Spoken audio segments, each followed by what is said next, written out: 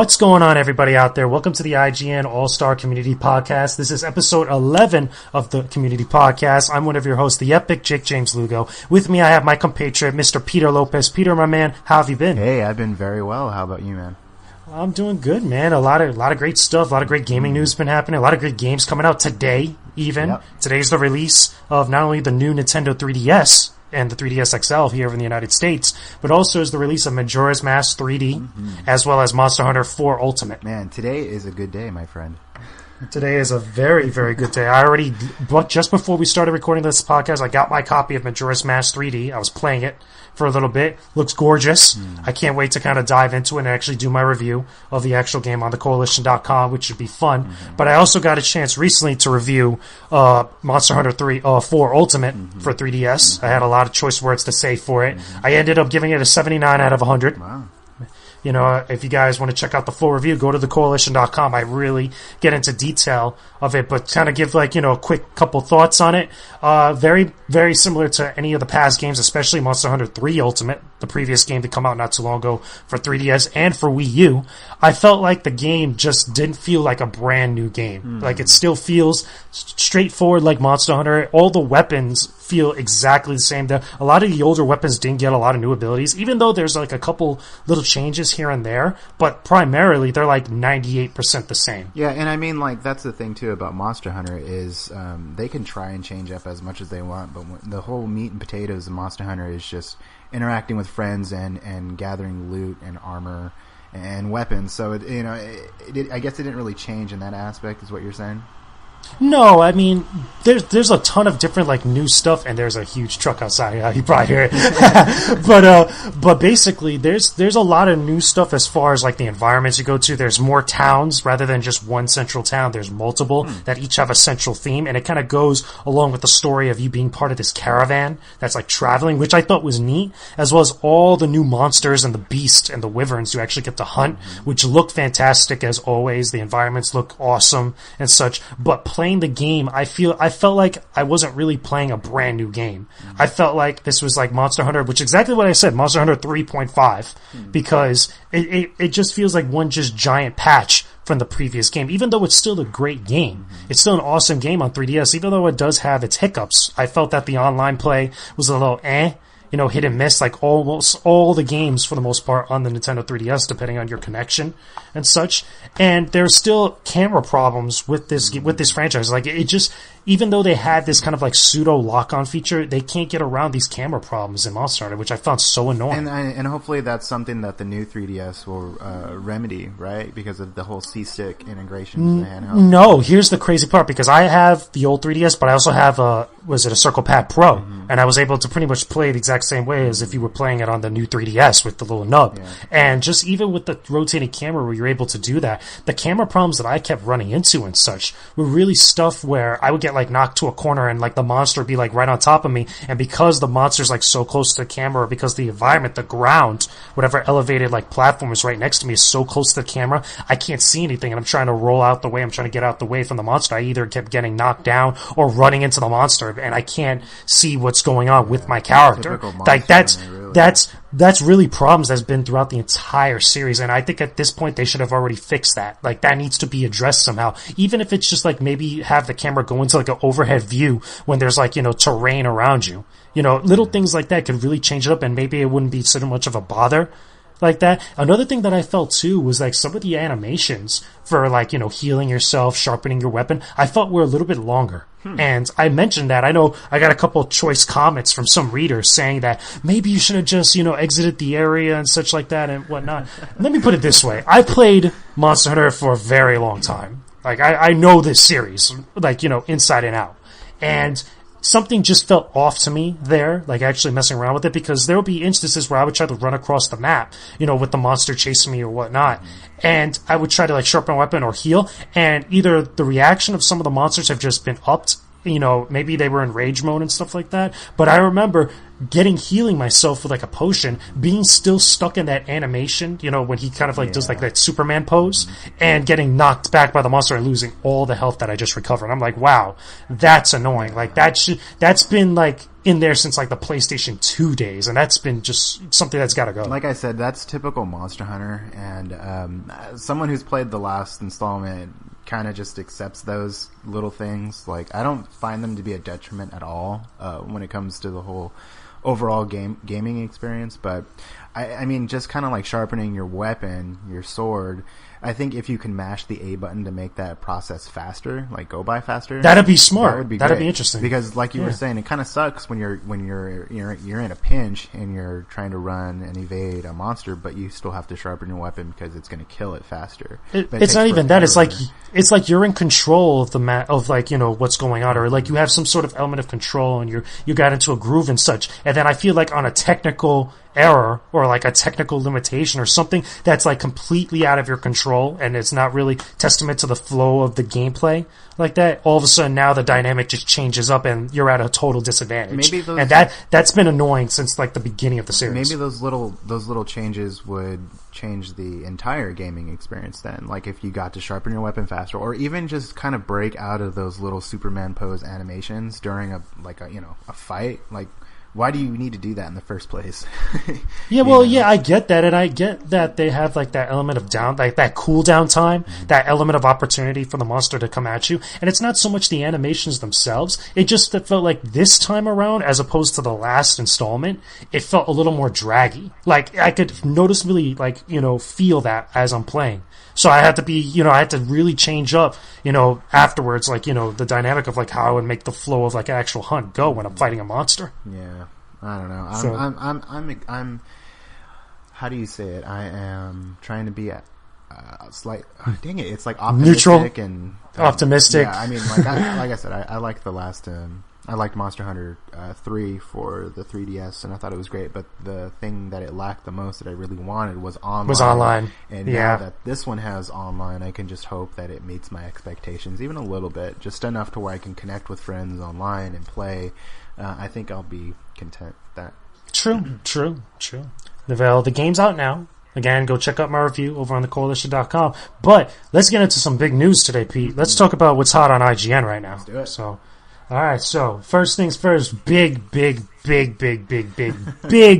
news in the world of Netflix. There's a lot of movie news on this assortment of what's hot on IGN. But the biggest news to come out at the beginning of this week, or even kind of like at the end of last week after we recorded the podcast, Legend of Zelda series coming to Netflix. Mm-hmm. It was broken out by the Wall Street Journal, and to this date, Netflix has refused to comment on a story over on IGN, as well as a bunch of other outlets. There are no comments right now. No comments from Nintendo, but this is from a legitimate source over at the Wall Street Journal. This is happening. Like, this is legit going down. So, what are your thoughts? I mean, we got trolled by IGN a while ago with a live action Legend of Zelda, but like now, I found it funny. Like, IGN was like, "Don't worry, this is not us. This is totally real." Yeah, I mean, I think it's cool, man. I mean, the Legend of Zelda animated show was, I believe it was in 89 or something like that. It was like the really old cartoon. The cartoon. Yeah, and I remember watching that and thinking it was cool just because it was Legend of Zelda, but when you go back now and you watch it, you're like, God, what was I thinking? Like, it was kind of bad. That horrible cartoon. Cartoons back in the day were like that. But I mean, I'm really excited to see what this is going to turn into. Now, granted, it's just a rumor. I mean, I'm going to see it as a rumor until it's either confirmed by Netflix or Nintendo. That's just the way that I work. But either way, I'm excited because they're supposed to have that whole Game of Thrones, the Lord of the Rings vibe to it. But it's also supposed to be geared more towards a younger audience, or in the article it said, more friendlier to a younger audience, kid friendly, if you would. Definitely. And I mean, I don't know cool. if that's gonna depreciate the value of the series, or even if it's really gonna be anything for us hardcore The Legend of Zelda fans, because you watch these shows now, and from what I hear, they're great. Teenage Mutant Ninja Turtles and that kind of things, where they're bringing old shows back. Me being a little older now and growing up with the original Ninja Turtles, I can't really I'm either holding myself back or I just don't want to kind of like go back to that because I know what Ninja Turtles are to me and I don't want to change it. So I'm just kind of like interested to see what this is going to turn into, and I hope they do it right because we've seen them experiment before on I believe it's the Wii U channel, on the Nintendo channel, where it's kind of like the misadventures of Link, right? And so you can tell that Nintendo has been experimenting with little videos like that and with Pikmin animated shorts. So it could be a possibility then, considering that they're really interested in creating animated shorts and videos and stuff like that. So you know something? You know what I find kind of funny? I mean, a couple things that we have to keep in mind here, and I think that the reason why what makes this so significant is because of the Super Mario Brothers movie back in, I believe it was 88, 89, give or take. Like, that really burnt people the wrong way, you know, back then. It was bad enough that we have not seen a live action interpretation of a Nintendo IP in like over 20 something years. Like, basically of the it was a bad one. Like, even Nintendo's like, okay, we kind of messed up on this one. But like, the way I kind of look at that, and you know, reading the description of what was in the Wall Street Journal and all these different stories coming out about it, the whole Game of Thrones-esque type of grit to it, it kind of could remind me. Have you ever seen Hercules: The Legendary Journeys? Yeah, I think that was a really old show, wasn't it? Yeah, it was with Kevin Sorbo. It was like the late 80s into early 90s. It was. If you ever go back and watch the show, and listeners, if you ever go back and watch that show and you see like how the way that was handled, I could totally see a Legend of Zelda live action being handled that way with the same type of seriousness or the same type of like fun type of like, you know, take on the fantasy genre in a Legend of Zelda universe. Like that, to me, that would be perfect. Like instead of it being like, you know, nighttime, like, you know, with pitch black and stuff, as far as like real gritty and harsh, like what Game of Thrones could be, like go to that, like, you know, nighttime having like the dark blue light to signify nighttime, even, and it'll still be kind of like colorful. It'll still be more family friendly, kind of like how that show was, but it was still packed with like action and stuff like that. Sure. So it sounds like it's a fun premise, and the best part is it's being done on Netflix, so it won't be put on TV and such, and it'll have like a certain level of like, you know, creative direction that'll really, I feel like, could really appease the fans. And the fact that Nintendo might really be getting behind this and actually have some sort of input, which is a total turnaround from the Super Mario Brothers movie, it is fantastic. You know, at least from the way that it sounds. Yeah, and you know, Nintendo is very protective of their properties. Yeah. So I mean, you know, just to kind of going out on a limb and join up with Netflix, it should be positive.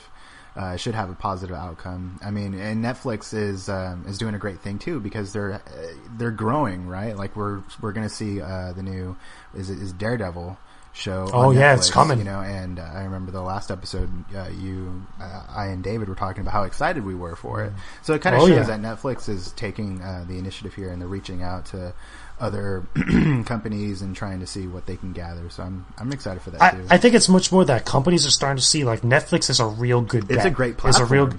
It's a great platform to do stuff. I mean, again, Marvel series with not just Daredevil, but Jessica Jones, Iron Fist, the Defenders, you know, all these different shows. And now something like this where we're kind of getting into something completely different, you know, Legend of Zelda. This could maybe open the door for maybe other properties and other projects based off of video game properties, because I feel like Legend of Zelda, I feel like you can't really do in a movie because there's so much story you could tell with that world and so much things you could explore. A TV series or a series-esque, like containing of like 12 episodes or something, could really tell a really great overarching story and really explore the land of Hyrule, or give it its like live action interpretation. I feel it would do the franchise and do the series more justice like that, and it give the series a little bit more respect and handle things in a much more better light than what we've seen in the past. I think that's great. That's awesome.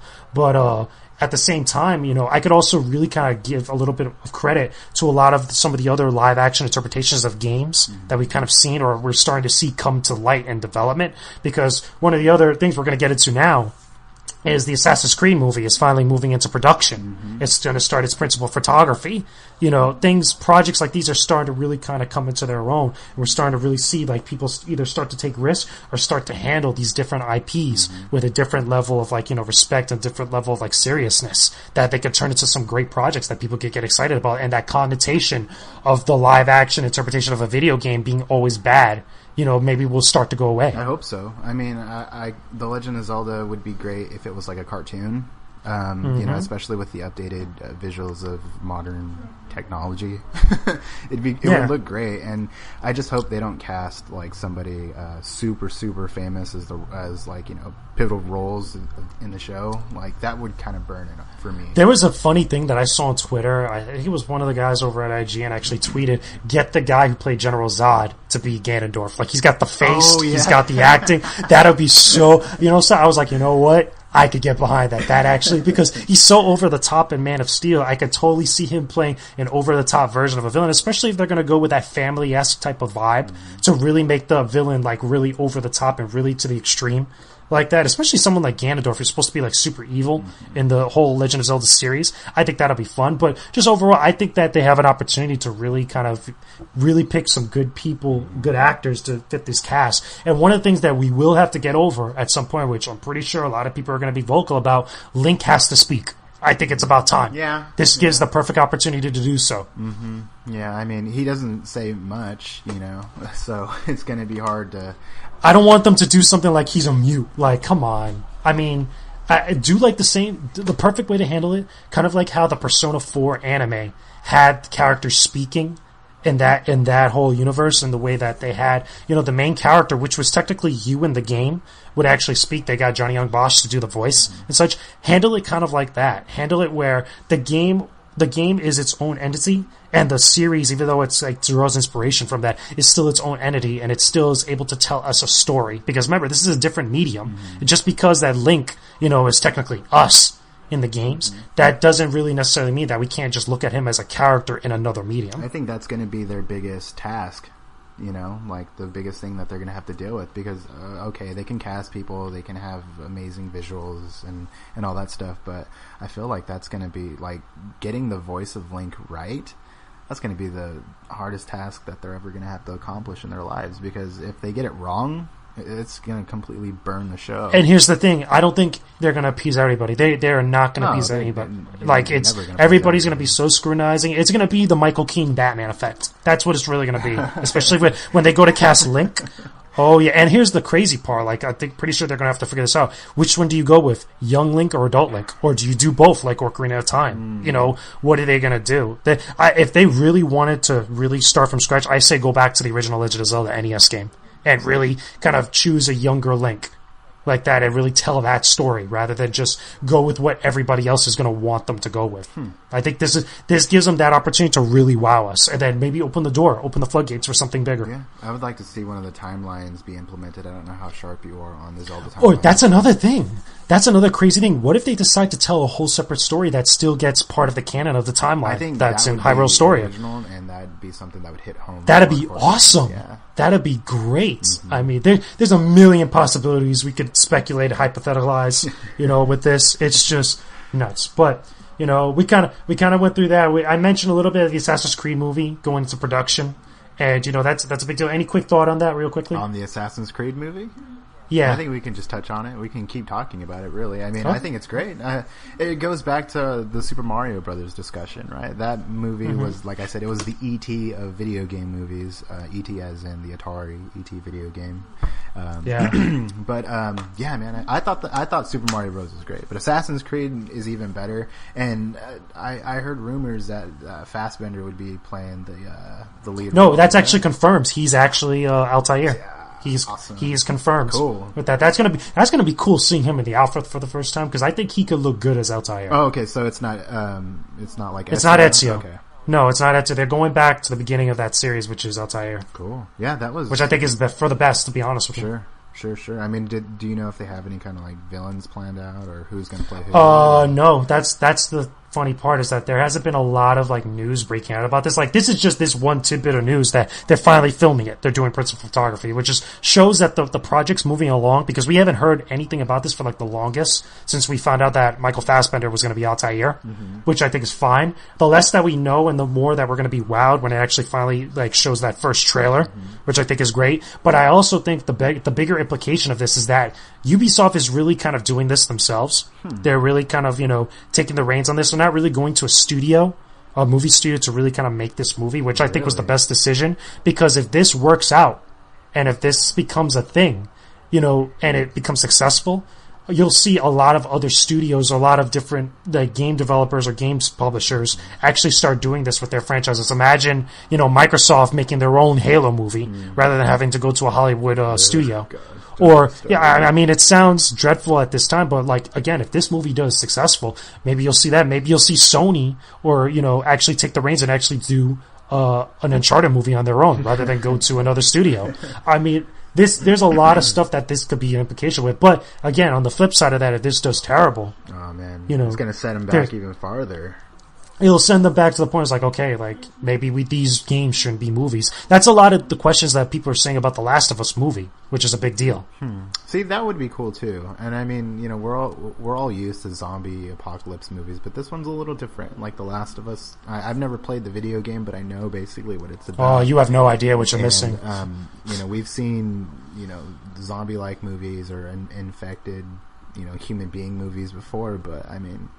Something like The Last of Us would be really, really neat to watch. But I mean, the argument with that though is that pretty much the game itself, like when you play, I know you never played it, but like I've gone through the game. The game itself is pretty much done and handled like a movie. Yeah. Like you relate, like those characters, those models are those characters. Mm-hmm. So it's going to be very hard either seeing those characters being played by someone else or moderately different on screen with an actor and stuff like that, or. The other argument to that is that what if instead of telling the story of Joel and Ellie, tell the story of two different characters to talk about the world?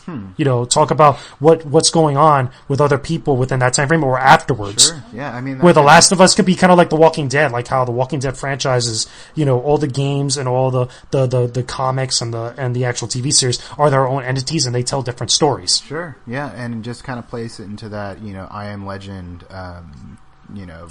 scene. Like, I mean, you've seen the movie, right? I'm like, yeah. I just thought about that movie when we were talking about The Last of Us, and it could work. I think it'd work out easier than messing with CG completely, like movies like Lord of the Rings and stuff like that. True. I don't know. Very, very true. But yeah, it's going to be a big deal. It's going to be a very, very big deal. With that being said, let's talk about this Ryan Reynolds fellow over here. Mr. I'm going to be Deadpool. I'm teasing everybody. So we got our first look at the Deadpool mask, which is basically a prototype of what it's going to be, how the actual mask is going to look and such. And that's cool, but this isn't really a big deal to someone like me, even though I'm taking note of it, because there's been a lot of superhero news lately, with all the Spider-Mans and all this stuff going on in Marvel. But this is just a prototype. I want to see the actual final product. Like to me, the news will be like, okay, Ryan Reynolds in the suit. That'll be the big thing to really get me excited for this. Other than that, I feel like it's still hibernating. Yeah, I mean, they can't spill all the beans, something like this is just to get fans like us even more excited and even more intrigued with the Deadpool movie. So, I mean, I thought it was cool. I thought it was awesome, man. I mean, I'd wear that thing. It would have been funnier if they had like because I mean, Deadpool is like this funny comedic character who's also badass at the same time. He's got personality, he's got a sense of humor. It'd have been funny if they just teased like a paper bag. Yeah, right. That'd be hilarious. That would have been funnier. But I feel like it's gonna be a fun movie. I hope so, man. I mean, what was the wasn't he in an X-Men movie? Yeah, he was in X-Men Origins Wolverine, but that's like the bastard Deadpool that nobody considers to be Deadpool because they just totally messed up that character. In so many ways. Yeah, I mean, I don't know. I mean, Ryan Reynolds was great. He's a great actor, awesome actor, and he's wanted to play Deadpool for years. He said that he's on board. He is in. He knows Deadpool, but now it's based on the script, based on what they're going to have him do, the director. So hopefully, again, this is a first step, but I still think it's hibernating. Do you think there should be a certain amount, like? Ryan Reynolds was in the Green Lantern, right? Yes. And I know that's like a DC property. Which is another bastard child movie, apparently. Right, and now he's playing Deadpool. So, I mean, do you think if he strikes out on this one, let's say Deadpool is going to be a terrible movie, if he strikes out on this one, do you think he'll have another opportunity to play a superhero character? Yes, because here's the thing with all bad movies, and I relate this to bad superhero movies, you can't blame the actors. You really cannot. You have to blame the directors and you have to blame the script. Because perfect example, Daredevil, the first Daredevil movie with Ben Affleck. Ben Affleck is an Academy Award-winning actor. This man knows how to act. He's got acting chops that'll make, newcomers cry. Like, he's got Oscars. He is that damn good.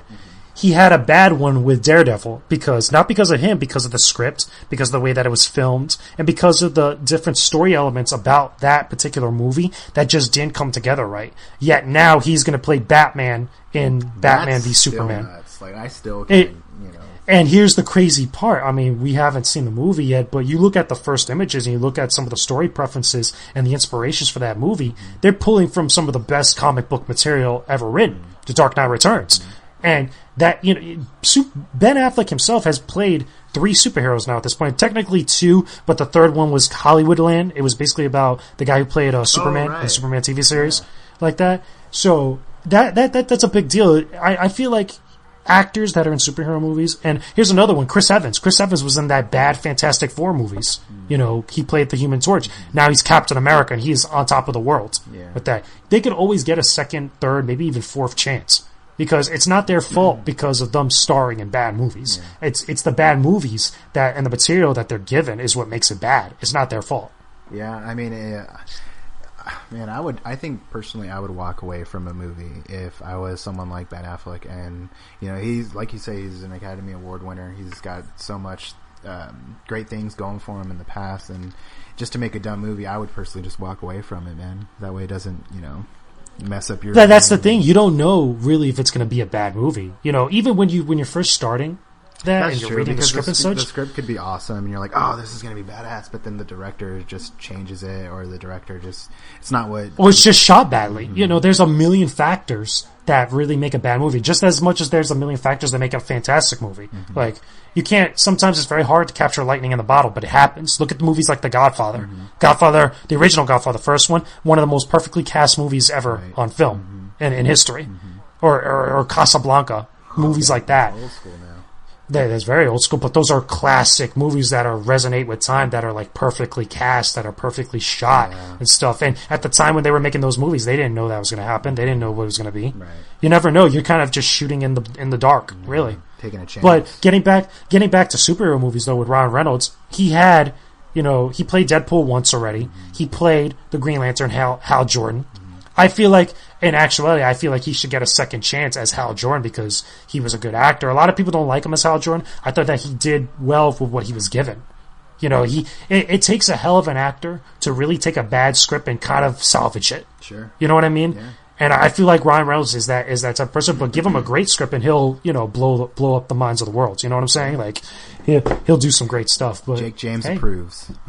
Yeah, give them the official epic Jake James Lugo seal of approval. That's what it is. But now let's move on. Let's talk about something sad. Not sad in the sense that it's really terrible, but sad to see him go. The final episode of Podcast Beyond with Greg Miller and Colin Moriarty. New host taking over Podcast Beyond, which is going to enter the next evolution of that podcast. Marty Sleva and Max Schofield. Yeah. And so that's I said Schofield. I bet Scoville. Tongue twisted. Max Scoville. But new host, right. new changes to Podcast Beyond. It's going to be interesting. 2 rotating chairs. With 2 rotating chairs, yeah. But the big thing is, Greg and Colin finally got their last episode. Yeah, we knew this was coming for a while because they were alluding to it both on IGN on the last couple episodes of Podcast Beyond, as well as Kind of Funny on some of their shows. And it was a good way to send them off, I feel. Yeah. They had a lot of good moments. They got a lot of talking. They got some words that they had to say, not only to the audience, but, to some of their good friends, to Marty. Right. Talked about, they went about the episode. The episode was like almost 2 hours, or like about hour and a half, something like that. It was pretty long, and I think it was deservedly so. Right. There was a lot to cover, a lot of stuff to do, a lot of news. Not a lot of news, but like a lot of things to kind of, discuss, look back upon on Podcast Beyond. I thought that was great. So overall, what did you think, of the episode? I thought it was sad. Like, I sent out a tweet, and, that was... It made me shed a few tears, man, because I remember watching, or, I've been listening to Podcast Beyond for the longest time, and and I don't even own a PlayStation console, right? I don't have a PS3, I don't have a PS4. I went back every week for the personality, the humor, for the chemistry that all of these individuals possess with one another, and I thought it was very sad to see him go, but it's also a new beginning for them as well. And they're knocking it out of the park with the stuff that they're doing at kindoffunny.com, and even the live streams that they're doing on Twitch. It's good stuff, man. It's good material, and I'm glad that they can finally spread their wings and do exactly what they want to do. And it's not like they left on bad terms. It was a graceful departure from IGN. And that's another thing. It was a nice departure. I thought it was very well deserved, very well handled. They were there for like 8 years. Right. But Greg's been on Podcast Beyond since episode 1. Yeah. And they're on 381. That's a lot of content. That's a lot of episodes. That's a very long time. But yeah, man, like I said, it was just sad. Just to see him cry and just to hear the letter that Colin wrote to everybody, just saying thanks for listening, thanks for sticking it out with them and sharing memories and relating to him. And you know what was really good? I felt like the most emotional part of it, and what really was that the most emotional and probably the best part of it was at the very end when Greg was there alone, because again, he's been there since episode 1. He finally got a chance to really just kind of freestyle and say what he had to say, touch upon everything. He even mentioned, Podcast Beyond helped him get through his time, going through his divorce, going through cancer, which was a huge deal because that affected everything on IGN and everything, on what he was doing with, Game Over Greggy and Kind of Funny at the time, before it was known as Kind of Funny. Mm-hmm. That was a very big deal, and just had that opportunity for him to kind of just let loose and tell, his own thoughts about the matter, and really thanking everybody, being humble, as well as also being a little bit quirky, which I felt was like, really kind of gave that sense, like, this is some real emotion right here. Yeah. Just raw, uncut. Like, I mean, they even stopped bleeping them when they were cursing, which I thought was funny. It's like, you know what? Just give it to them. Just let them have theirs. And I thought that was great. Mm-hmm. I thought that was great. Just like that final little monologue that he had. Yeah, I agree. I 100% agree. It was worth it. Probably, definitely also the podcast itself, as long as it's been running, is really testament to how good it actually was. As you were saying, you don't own a PlayStation platform. You don't own a Vita, stuff like that, yet you still went and listened to them talk about PlayStation for like an hour every single week. And I feel a lot of people did the same thing. I became much more of a PlayStation gamer through listening to Podcast Beyond. At the beginning, I was more of a Nintendo gamer. I was more of a Sega guy, and I was more, in the beginning, I had an Xbox 360, but I still would go and listen to them talk about games because there were times where they didn't just talk about PlayStation. Right. They talked about gaming, and they said stuff that I felt, at those times, nobody was talking about, or nobody was really saying those types of opinions. And I remember one specific thing from Colin, and I'll always remember this, that really kind of inspired me to do what I like to do, was that he came out and said that when you're into gaming and stuff, you don't necessarily have to own every single console, right, or you don't have to own a PlayStation console. You don't have to own this and that. You have to own what you want to own. Right. You have to dive into and be part of the ecosystem that you want to be a part of. If that includes multiple, then so be it. If not, then you don't have to feel like you have to fit a criteria, like you're filling out an application to be a gamer. Yeah. And, I'm paraphrasing here. It wasn't exactly like that, but like he really kind of set that message out, and that resonated with me. And that came from that particular podcast. That was like episode, 2 something. I remember it was a while back. Oh, man. I remember like my favorite episode, I think, was episode 316, and I remember them saying it was like 11 o'clock in the morning, but they wanted to drink beer. Oh yeah, that was great. That was great, and that was the thing that made Podcast Beyond the podcast that it was, man. I mean, you can go anywhere for news.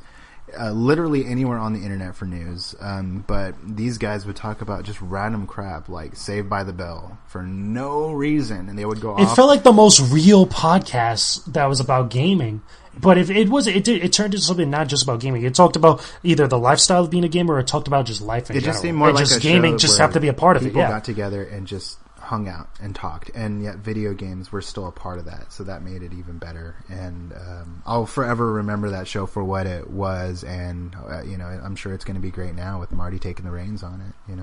Oh yeah, definitely. I mean, there's a lot of fun stuff to look forward to. A couple of things that they mentioned in their last monologue was that a lot of their segments now, because the podcast is changing, a lot of their segments that they had there that was like their thing every single week are probably no longer going to be a part of the podcast, right, which really shows you that now it's really Marty going to take it in a different direction for everybody to listen to. It's going to turn into something even better, hopefully, And at the same time, I will say one thing. I wish I would have been at one of those like podcasts Beyond Live, like 200 or 300, because I remember going to New York Comic Con and feeling that electricity and that energy for that podcast and all the fans and like how enthusiastic everybody was to see that. I could only imagine like what those rooms were like, back on 200, 300, where they still had, that original cast, or even 100 for that matter. When they would make, the different specials for it. As well as also, remember, we got 400 coming in about 20 weeks. Yeah, no kidding. Episode, which is going to be a big deal, and they're already talking about, doing some cool stuff for episode 400. And those guys are going to be fun. Back for that, so. Oh, yeah, like, of course. I mean, 400 episodes, number one, is nothing to sneeze at. That's awesome. That's more than most podcasts out there. Right there. that is a gold trophy in of itself. It's a platinum trophy. No, when they hit 500, that's a platinum trophy. That's 500. That's a beyond 500. Fortune beyond 500. Imagine that. But that's going to be awesome. And that's really testament to how good that podcast is. I've said it before, that's hands down one of the best gaming podcasts out there. Hands down. Blows podcasts out the water. Because I felt you get so much out of it. Just listening to it. Every episode I will listen to, I felt like I would get something to think about every single week. Sure. Yeah. And I did not get that from any other podcast. And I listen to a lot of other podcasts. I love NVC. I love Podcast Unlocked. I love all those different podcasts out there, but I still feel to this day Podcast Beyond is hands down one of the best on the internet. Awesome. Awesome. But let's see what new horizons this podcast takes off to, where it goes now. Should be fun. Definitely. Yeah. But let's talk about now today's main topic, which we kind of alluded to last week. We didn't even think we were going to do this, but we're doing this. Like, this has happened. Totally. Let's talk about some Toonami. Let's talk about Toonami. Now, this is probably going to take up the bulk of this episode here. Gosh. We don't have a IGN Community Spotlight member this week, unfortunately, because it's the same as last week, and we're kind of having a little bit much more tighter schedule on this podcast this week, but it's still going to be good for you guys. We're still going to bring it to you. We got the great topic. I'm pretty sure most new listeners out there remember Toonami back in the day. You guys remember waking up, not really waking up, but like, staying up late nights on, Friday, Saturday night, watching Toonami, or even coming back home from school in the afternoon, watching Toonami and Cartoon Network. Right. And then that long gap of time where there was nothing.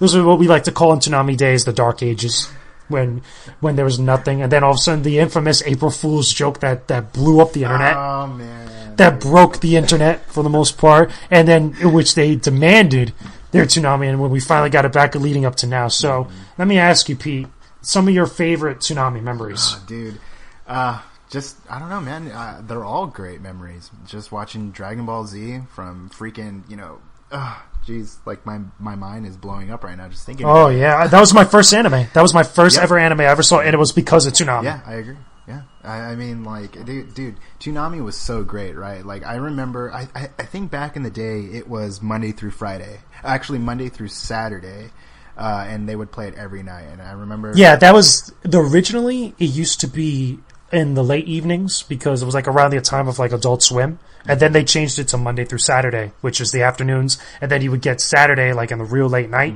which was that late Toonami where they would do the midnight run. See, I think the late Toonami was more of like the gory stuff that they like what was it? Ghost in the Shell? Ghost in the Shell. There was Outlaw Star. Yeah, it was more of like the that good Toonami. Yeah, the bloody Toonami, really, because earlier in the day, like you were saying, they would show Dragon Ball Z and stuff like that, and I think Gundam. They would show Yu Yu Hakusho. Yeah, they would show those friendlier animes, but then, dude, Tenchi. After Dark, man, that's when all the real stuff came out. And you're okay, here, let me ask you, in your opinion, best Toonami show in all of their lineups. Why did you ask me that question? Because I think it's an important question. Everybody's got a preference on this one. Kenshin. You like Rurouni Kenshin? Rurouni Kenshin is very good. Yeah. Rurouni Kenshin is very, very good. And DBZ is a close second. Kenshin was sick. Kenshin is one of the best anime I've ever seen. I mean, I've read the manga for that, and believe it or not, for most of you guys out there that don't know, the Rurouni Kenshin anime and the manga have two separate different endings. Even though they have similar aspects to them, but they have their own things that go on. Such a good show that I remember that still to this day I still love, even though I can't stand the ending. Big O. If you remember Big O, there's also Outlaw Star. a real fun one. That opening to Outlaw Star I thought was awesome. Like every single night I would hear that. It's amazing. Did they show Trigun on Toonami? Yes, Trigun. Yes, they did. Trigun was a big deal. Trigun was great. If you remember the Gundam shows, was it Gundam Wing, Gundam Seed Destiny, as well as G Gundam. And did they ever show Evangelion? They showed the movies at one point. They showed like one of the movies at some point, because there was a point in Toonami, like somewhere within their run, where they were showing on Saturday nights, where they would show like some sort of movie. And I remember the first movie they showed was the original Batman 1989, which I thought was crazy at the time. And then they showed the Evangelion movie, and I think they even showed Ghost in the Shell at one point, which I thought the original Ghost in the Shell movie, not the series, which I thought was very cool. But I will say, like, some of the shows that really made that lineup really awesome, that really got me into it, was obviously DBZ, which is, again, my first anime show that I saw. G Gundam for me, because I remember G Gundam was the first Gundam series that I saw. It was right after, or sometime right after, that the Gundam Wing had stopped being shown on there, because I was new to Gundam at the time, and G Gundam I thought was very cool. Just the premise of it was like guys that were in tournaments fighting each other in these giant mechs. I thought that was nuts. Obviously, Yu Yu Hakusho is one of my most favorite anime of all time, and I thought that story was so fun, and just the music for that was just crazy. I love that, just that stuff was so good.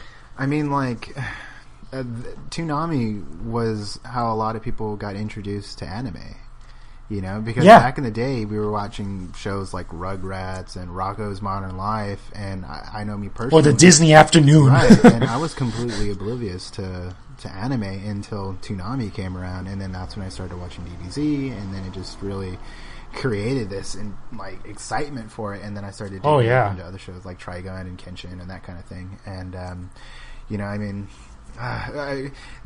what do you think? Do you still watch Toonami? I know I don't. Every once in a while now. I mean, I've kind of fallen back a little bit because of the internet, because that's how I watch a lot of my shows now. Right.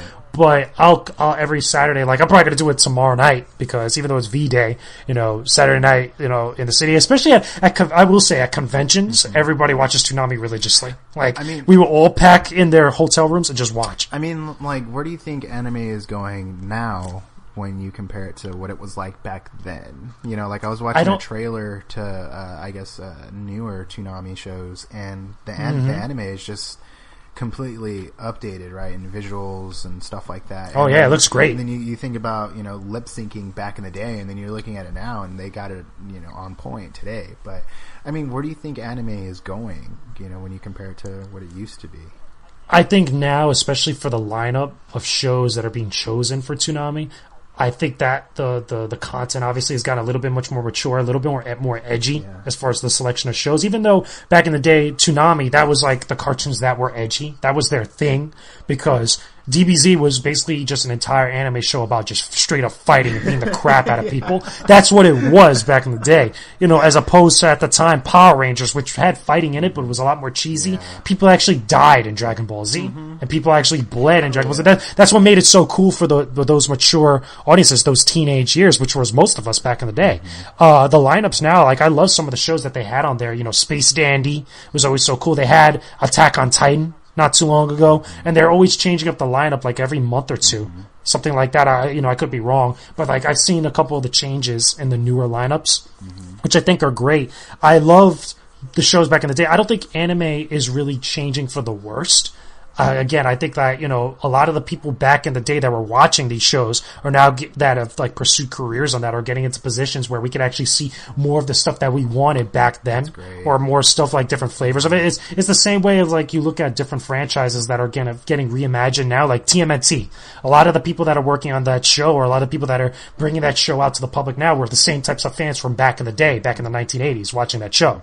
You know what I'm saying? Like that's a great thing, and I find the same way, with Toonami and with anime now these days, because we still got great shows, we still got awesome shows. A lot of us maybe that don't catch it on Toonami still catch it online, right? Which I think, like people like me, which is a big deal to me, and I still watch all those shows, and they're still amazing. I mean, like, I know when I used to watch anime religiously, I really got into Naruto and Full Metal Alchemist, and those are great shows. But I used to watch them, the Japanese versions of them, And there's something about the tone and voice; it really just hits home. I don't like to. I don't really like to watch the English versions, and even with video games, if I have that option of switching the dialogue to Japanese or English language, I'll always pick the Japanese language over it. So, and you know something? I mean, like, what's your preference on that? To kind of go off of that point, I'm almost a little bit of the opposite because I like the English dubbing for most series. I think that a perfect example of like English dubbing being better than the Japanese is Dragon Ball Z. Because if you go listen to that Dragon Ball Z Japanese dub, it is horrible. It is god freaking awful. I mean, if listen to Goku's voice, that's all I'm saying. Just go listen to what he sounds like. He sounds like somebody put his groin in like a twister. Yeah, well, it's just, I think a lady played Goku. Yeah, a female plays Goku's voice, and there's nothing wrong with that. It's just that with the tone of like what the series is supposed to be about and what what like some of the tones and the themes of like that overall series just didn't match up. It didn't do it for me. I felt like the English dubbing in that case was best. But with that being said and such, I think that the Japanese voice dubbing should be noteworthy. I think it should be, listened to or watched in that way because obviously that's the original source material. That's where it's first kind of like broadcast for a lot of shows. I think the only American-made anime show that is considered quote-unquote an anime is Avatar: The Last Airbender, or just the Avatar series, Legend of Korra and stuff like that. A lot of people kind of tend to disagree with me on that, but I think that it's done in that same vein, even though it does have the aesthetic of like an American-based show and such, and it gets into a whole nother discussion. But if I really have to choose, when I watch my anime, most of the time, especially when I was really heavy on watching anime, I would always watch the English dub first, unless like it was so horrible that I would switch over, or if it was not finished. I know there's been a couple of series where I've watched like 60-something episodes of like the English dubbing, and then I would go into the Japanese dubbing because all those episodes are done. Like, perfect example, have you ever seen an anime called Fairy Tail?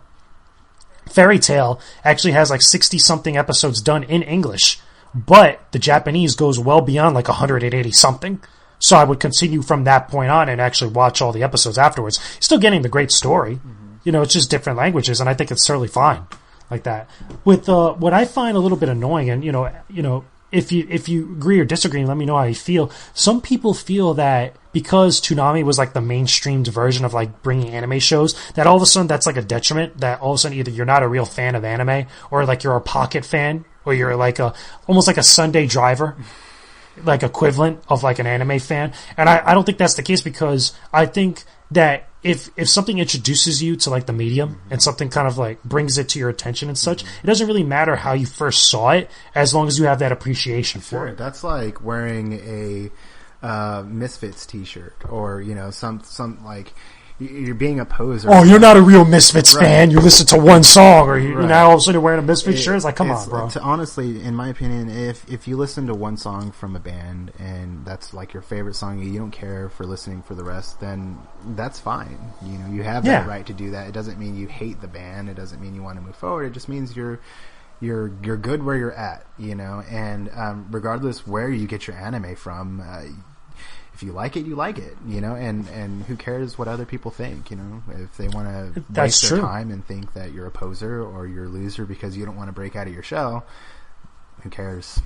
I mean, I love anime. That's how I was first introduced to anime, was because it's an anime, and I owe a lot of credit for that, because if I didn't watch Dragon Ball Z on there, I would have never found great shows like Great Teacher Onizuka, Attack on Titan Now, Rurouni Kenshin, Yu Yu Hakusho, Ghost in the Shell, Evangelion, Eureka 7. Eureka 7 was a big part back in the day on Toonami. That's how I got introduced to it. I love, one of the things I love about anime shows, especially coming off of Toonami, was some of the tracks. Like, that's how I got introduced to J-pop, because some of the opening tracks or even the ending tracks were just so good, so great. Like, go listen to the soundtrack of Eureka 7, the opening, the closings. They're so damn good. Yeah. Yu Yu Hakusho, another one, so good. Kenshin, dude. Rurouni Kenshin. Kenshin, the opening. That or Trigun. Oh, no, not the opening. And Trigun, too. Trigun's got that great, like, guitar riff opening. It's so good. Like, it feels so grungy, so nice. Like, you feel like such a badass listening to that. But even that, like, there's so much stuff to come from that block of shows to really kind of branch off into. Now, I will say one thing, though. Back in the day when that whole afternoon block got turned into Maguzi, I was pissed. I was flipping tables. I was mad. I was upset. I was going through a mild case of depression at that point, because that was back in the day where a great injustice was done to me. You're like, what the hell is this?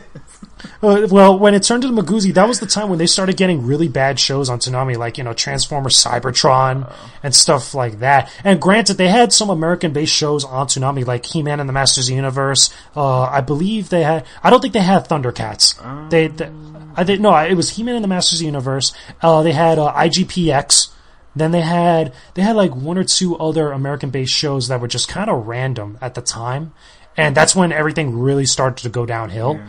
And then when they finally changed it to Maguzi is when all those shows were like really random, really bad. So, do you think Toonami was ahead of its time?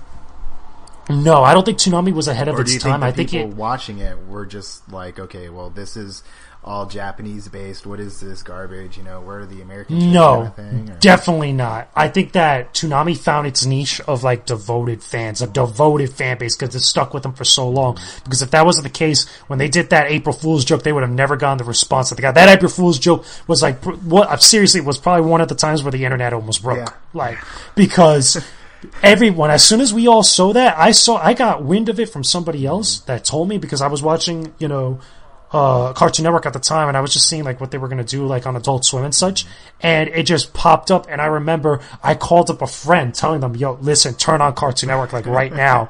And he didn't believe me until he saw it, and everybody started freaking out about it. That was a moment for everybody. Everybody remembers that was a fan of Toonami remembers that moment, because it just had that resurgence of like memories, and then it had the most awesome lineup of shows, which were past shows from past lineups and past blocks, but they were just so good. Everybody was like, yo, this is the type of TV that I want right now. Oh my gosh. Yeah, dude. Like I said before, my mind literally broke. Like I was it's happening right now. Just yeah, like just the flashbacks. It was so good. So good. Oh my god! I remember I'm gonna make fun of myself right now, but I remember I was so into DBZ back in the day, and when they used to show on Toonami, I tried to do a Kamehameha like out loud, and my neighbors heard me, and they're like, "What the hell is he doing?" Yeah, right. There's a couple things that every like pop culture fan does once in their lifetime. It's pretend that you're trying to use the Force. Pretend you're trying to do a Kamehameha or go Super Saiyan, or try to fly like Batman or Superman. Oh my gosh, dude! That there's one of those times where it's like those phrases from like a show or from like a movie that you would like utter at some point, like use the Force, Luke. Or like something like that. Yeah, something like that, but like everybody at some point has said Kamehameha. And it's something that the entire community could relate to, because I'm sure, like you've said, we've all done this before, I'm sure I'm not the only one who made an ass of himself trying to do a Kamehameha wave in his bedroom. Oh yeah, like that was a thing. That was literally, quite simply, a thing back in the day. It was so great. Yeah, I loved it. Big time. But yeah, Toonami, hopefully more years into the future, more great shows. I still love like catching it on Cartoon Network every once in a while. That's like one of the last saving graces of Cartoon Network, to be honest with you. I will say, because Cartoon Network has just become like this thing that's just like so sad. I remember Cartoon Fridays. Those were like good cartoons. Super Chunk, like it was all these great shows. Dexter's, Laboratory, Johnny Bravo, Cow and Chicken. All these great shows back then, and now it's like a shell of like the Annoying Orange of like really bad shows. And granted, some people like Ben 10 and stuff like that. Some people like Adventure Time. I'm not really into Adventure Time like that. I tried to get into it and I couldn't. It's really not my thing, but the guy who I miss those times. The guy who plays Bender and Marcus Phoenix also does the voice to that dog. I have no idea what his name is, but yeah. Yeah, but I've met him before, fun fact. Right, he's actually pretty funny. Yeah, he's fun fact when he gets drunk, because I met him at a convention and he was just doing all kinds of voices. It was hilarious, talking to people and Bender just like goofing on him. But I will say this, like Toonami is one of those last saving graces for something like Cartoon Network. Yeah. And it's just, I find that hopefully they keep going on, bringing great shows, out west here, or getting the rights to stream like really good shows. That's how they got Attack on Titan. Everybody loved Attack on Titan when it first came out in Japanese, and Toonami went and got it and started doing the English dubbing for it. Say what you want about the English dubbing, but the fact that they got that show on there is really awesome. And listeners out there, send us your emails. Let us know what your favorite Toonami show was. Just, oh yeah, Hotmail. Crap, what's our email? allstarpod@hotmail.com. There you go. Nice save. There you go. Yeah, Sinister. Here, still have it flashes of Toonami in you. That's why you're all pissed. Seriously, dude. Like, I'm gonna go watch me some, Samurai X right now. So yeah, there you go. That's what I'm doing. But before anything else, later today, I'm gonna grab some lunch. I'm gonna sit down. I'm gonna watch some Space Dandy. The hell with the new 3DS. I'm gonna watch me some anime today. Yeah, forget Majora's Mask 3D. No, I'm gonna go watch me some anime. This real man's job here. But that there you go. Tsunami's awesome, hands down. Tsunami's good cartoons. One of these days, though, we're gonna talk about some older good cartoons. We're gonna make this a thing. Every once in a while, we're gonna talk about cartoons. Real cartoons. Not those good tangents. None of that nonsense you guys got now. It's just you guys don't know. You don't know. But with that being said, even though we got no community spotlight this week, we got some listener questions. Got some real good listener questions too. We're going to talk about some good stuff here on the IGN All-Star Community Podcast. So, first question comes from Mr. Samuel Newlove over at our email at allstarpod@hotmail.com, just like you guys can email us. Hey guys, what's up? I have a question that I'd be interested to hear your thoughts on. With Eurogamer taking a bold move and dropping scores for all future reviews, do you feel other publications should follow suit? Or do you feel a score is a helpful summary that readers want? Thanks, Sam. So, Peter, let me ask you first. Review scores. You like them, you hate them? Is Eurogamer crazy? Personally, I do not like them. I find them very annoying and very hard to put. I find it very hard and very annoying to put a grade or a number on something that I just reviewed. Right? Like, I'm working on a review right now.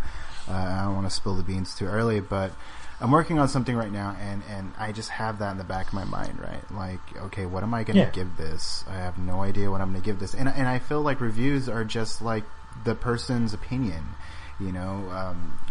That I don't think it matters if this person gives it an A or if this person gives it an F. I think it really boils down to the gamers who want to play that particular video game, and they can develop their own opinions and give it their own grades if they want to. But I don't really care much for them. Whenever I'm reading a review, at whatever outlet, I never really look at the verdict, right? Because that's that reviewer's opinion on what their thoughts were. If I'm reading a review, I'm really just trying to see what's in it, what maybe is fixed from a previous iteration or a previous version of the video game, like a remastered version of a video game. But overall, though, I can do without them. I have to put it on there because it's my job, but I can honestly do without them.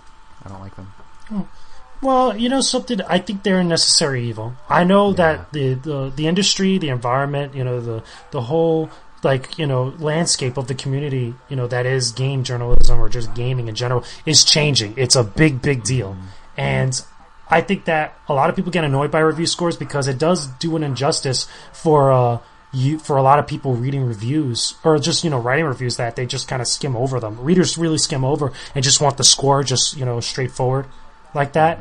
But what I will say is that I think that it's a very important part of the industry. I think that for people that don't have a lot of time, because there are people out there that are into gaming, but just with everything going on with life, they just don't have a lot of time to make stuff happen and stuff, or to really sit down and actually read a review and such. That I think is a necessary evil that for them to actually do that. So what's the point then to even writing a review? I mean, you write reviews yourself. I do as well, and which you can check out at purenintendo.com. But what's the point of writing the review then? Why not skip the review and just have a score then, if that's what people are going down to? Say I got a call. Sorry, I couldn't hear you because the mic broke out. No, I'm just saying, as reviewers, if people just scroll down to the verdict or they just want to see what that score is, what's the point for us to write reviews then? We're going to be out of work. I mean, I write the review because I want to let somebody know what my opinion is on it, what my experience was, and hopefully the person reading it can take away something from it and develop their own opinions.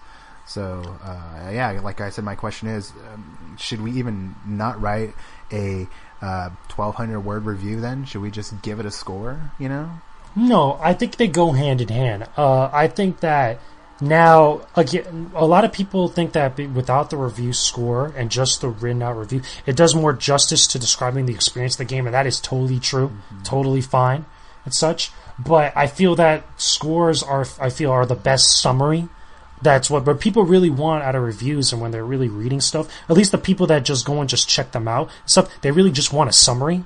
And, you could argue, and I think it's a valid argument that, just about how you could get just a paragraph of just what the game is about, or just like a quick summary of what the review's about and such. And it does do writers an injustice about skimming over all that stuff. But again, I feel like it's a necessary evil. It's one of those things that come along with the rest of the industry. Now, a lot of people and a lot of outlets, including Eurogamer now, are trying to move away from that.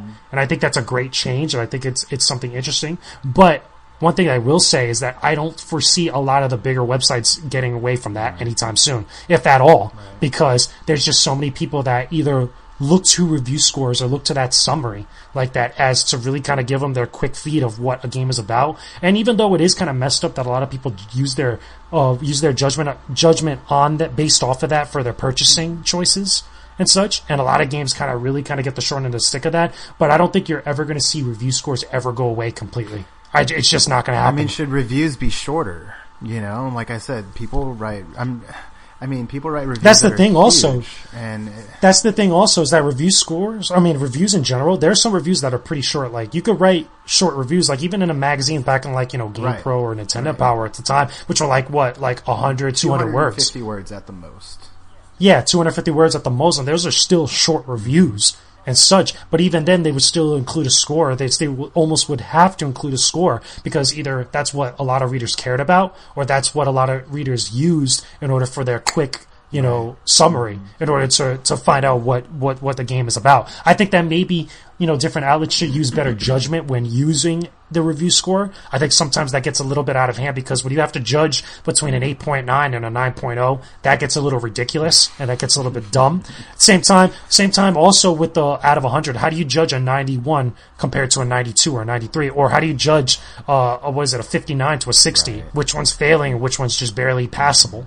And such like that. I think that's when, you have to really kind of, stop micromanaging the decimal points, and really start getting much more to the roundups, and really to the bullet points of okay, this is what this game is. This is what it feels like. Yeah. Okay. This isn't what it is exactly by averaging out the different parts of it. That's what I think really it kind of rubs people the wrong way. And a lot of people get upset about review scores specifically now these days, over the last, I want to say maybe 5 to 10 years, because of Metacritic. That's why that's what the big argument against review scores is, because a lot of publishers, and it's really the publisher's fault, a lot of different companies that are in the industry making games really use Metacritic as their judgment points of where, certain things get greenlit or not, or certain things continue or not. And it really, plays into the whole argument and topic of people losing their jobs or getting laid off and stuff. That's what rubs people the wrong way. And that's why I feel like a lot of people have this come up in debate a lot, because they feel like, review scores are affecting the industry in such a way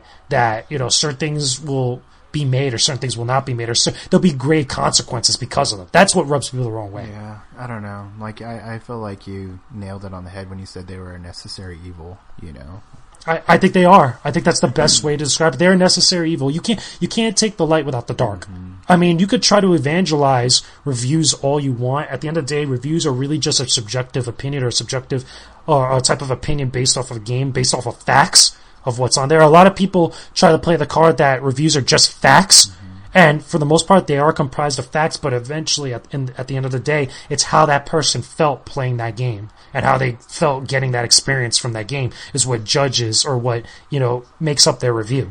And it's just like, you can't have it both ways. Right. You know what I mean? I mean, if I can have it my own way, I would have reviews be no longer than 250 words, and an A through F formula, and that's it. And that's totally fine. Everybody has their own preference of reviews in general, whether it's review scores or reviews the way that they're written or how they're approached and such. At the end of the day, you're not going to please everybody. You're always going to have at least 100 people that don't agree with you or just hate what you have to say about a game. That's just inevitable. That goes with all types of reviews, not just in gaming. That goes for everything, even especially in movies, because a lot of people complain about movies getting really high scores or getting Academy Awards, and they feel that the movie is utter garbage.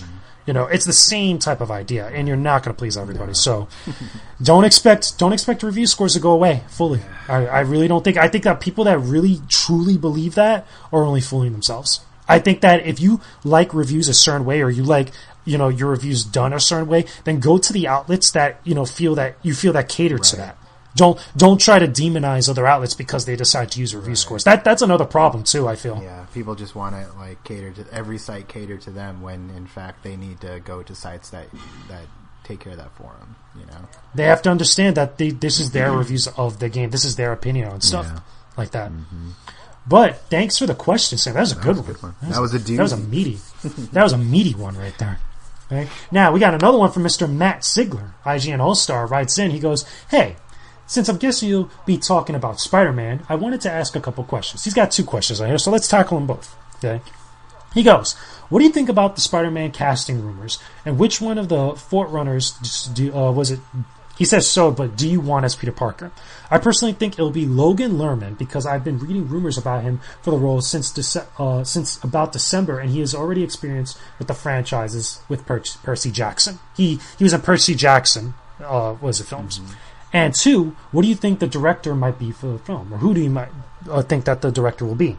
To be honest with you, I looked up some of the casting, like Google image search to see like who they are, like their body of work and such. One of my biggest problems with the news about Spider-Man coming to the Marvel Cinematic Universe, outside of the fact that really Marvel's taking almost a hands-off approach to it, is that they're bringing Spider-Man back to high school. And I feel that Spider-Man is really much more... He gets better stories when he's in college or afterwards. Yeah. I feel like those are the better stories because high school, to me, obviously is the origin story, and I feel high school, that setting, is much more the ultimate version of Spider-Man. That's the way that they handle it. If you ever read the Ultimate Spider-Man line of comics, that's pretty much where it kind of takes place, and it kind of moves on from there. But I feel that the better stories are where he's grown up, where you could actually have more ways to play around with some of his rogues gallery, and like he could do different things or come into contact with other characters. Because now, if they're bringing back to high school, what is it? Spider-Man's going to come into the Marvel Cinematic Universe, so he's going to be in part of the Avengers in part 1. Of Infinity War. He's going to have this little high school kid rolling around with like, characters like Luke Cage or Doctor Strange or, Captain America at some point, Thor, Black Widow. It's like, what? No, to me, there's a little bit of a disconnect there. And I know it's done in the Ultimate storyline, but I really don't want that in my live action Marvel, personally. But as far as director, I don't know.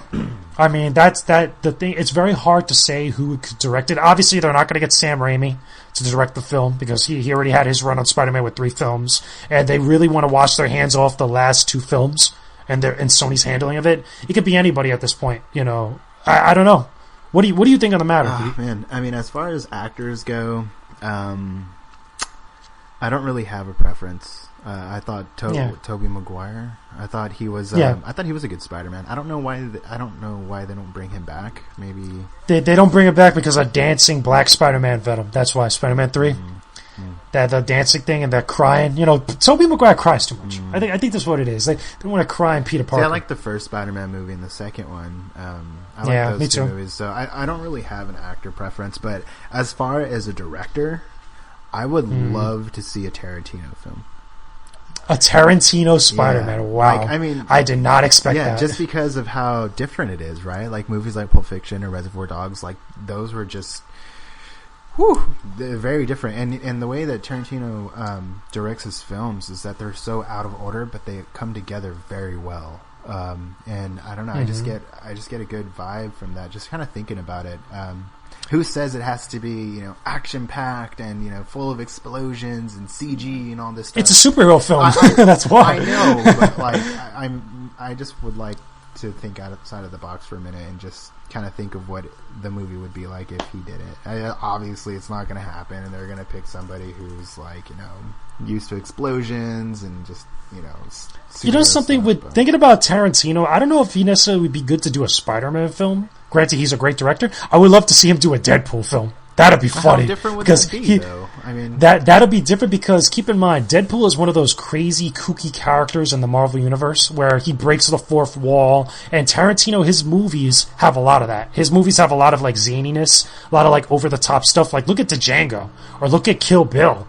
Imagine a Deadpool movie with that, just with Deadpool breaking the fourth wall here and there, just the kookiness of it. I feel like that, to me, that'll be a Tarantino character to have him make a film. With Spider-Man, I mean, if you look at Sam Raimi's film, it was a little bit much more evangelized. It was a lot more with great power comes great responsibility, all this emotional weight on stuff. And then if you look at the newer films, I forgot exactly who directed them at the moment. I apologize, but that one was much more action packed. It was a little bit much more serious. It was like the Dark Knight of Spider-Man films and such like that.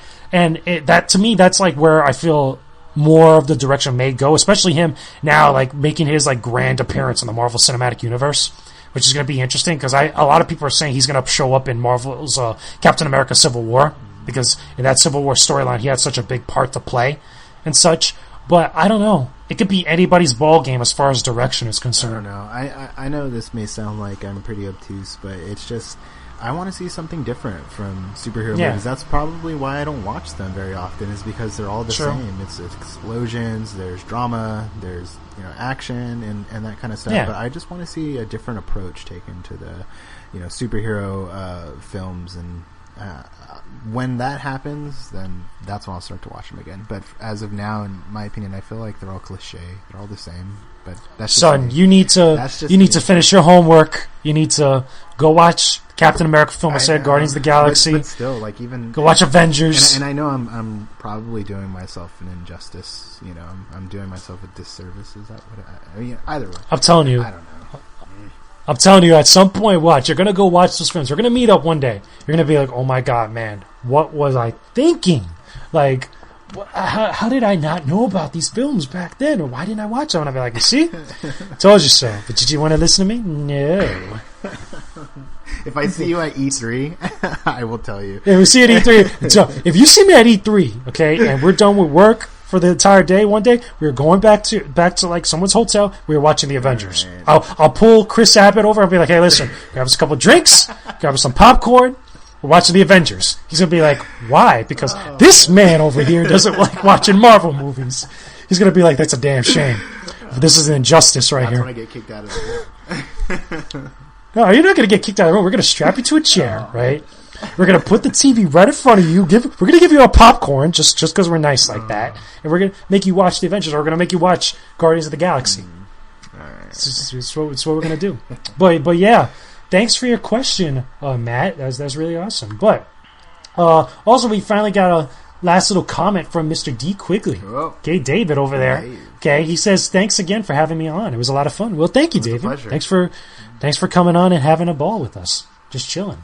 Just talking games and stuff. And helping us out with the podcast because we suck, and as far as the technical stuff. But yeah, that being said, we're about to wrap this up. So any final thoughts, Pete? Any final thoughts for listeners? Other than I want Tarantino to direct a new Spider-Man movie, I thought this episode was great. Oh man, I'm gonna put that in the title just to see what everybody says. Tarantino Spider-Man. Oh god, you're gonna break the internet. I don't know if I'm gonna break the internet. It's like the fanboys are gonna come in bulk. No, I mean, that's what happened. This episode was great. I feel like it really got me inspired to go back and watch more anime. Growing up watching it, staying up super late just for the new episodes. Oh yeah, that was like a thing back in the day. I'm sure people still do hands down. Yeah, I'm gonna go and watch me some anime after this. After I pick nice. up my some suggestions after you pick up your Majora's Mask 3DS. You should watch Space Dandy. It was done by the same dude who did Cowboy Bebop. It's really awesome. Really, really great show. And he also did Samurai Champloo, which is another show you should watch. That was also on Toonami, which is awesome. Really good. Eureka 7. You should watch Eureka 7. That's amazing. Great show. Big O. If you love mechs, if you like giant robots, it's pretty awesome, even though the ending is terrible. Watch that. As well as also rewatch Yu Yu Hakusho again because it's so good. Will do. It's a really good show. It's a really, really good show. I don't mind doing that homework. But I'm just saying, you got double homework now. You got your daytime homework and you got your nighttime homework. Netflix is your best friend right now. I'm telling you right now. If not, your local library or your local video store or on demand. Yeah. I don't know if you do on demand, but still. Anyway, final thoughts with that. That's pretty awesome. We hope you guys enjoyed this episode of the IGN All-Star Community Podcast. We're on episode 11. That's awesome. Yeah. We hit 7 already a while back, and now we did 11. Now we got the full set, which is pretty cool. So that's pretty awesome. With that being said, we hope you guys enjoyed this episode. We hope you guys also continue sending in your questions to us at allstarpod@hotmail.com, as well as also over on Twitter at AllStarPod on Twitter, as well as you could also reach me at VenomousFatman1 on Twitter. Send me any of your questions, your comments, and feedback about the podcast. You could also reach Pete. What your Twitter, Pete? What's your Twitter? It's at Pete_Lopez with a 0, and you can also check me on PureNintendo.com as well. Yeah, right now I'm going to open up the floodgates and go on a lip and say this. We're on the road to E3 right now. I think that's the big thing because I'm going to E3 this year. We're gonna try to care package you into E3 this year with me. So. We're gonna go over there.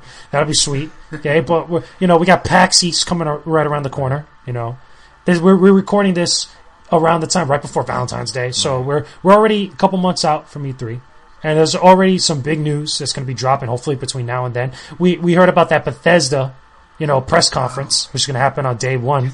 So there's 5 press conferences now at E3. And we'll be, hopefully we'll keep bringing you guys the news. It's an exciting time to be part of the gaming industry. And hopefully if we meet up at E3, we got to do a live show. Oh yeah, hands down. Like there's videos, we're getting pictures. Like we got to post that. we're gonna be in the hotel. We're gonna get some videos. We're gonna get some pictures. We're gonna watch the Avengers. We're gonna do all kinds of crazy stuff. We're gonna play Smash. That's gonna be amazing. And if you listen out there, if you're at E3, come meet up with us. Come say hello. Come say hello. Come yell at Pete for not watching the Marvel movies.